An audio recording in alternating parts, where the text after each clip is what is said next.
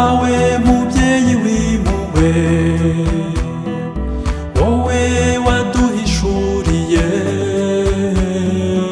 urukundo rwawe mu mwana wawe Yesu Kristu. Uyu munsi tukuragije imibereho y'isi n'iya buri muntu wese, itegereza ibicumuro byacu maze utwongerera imbaraga,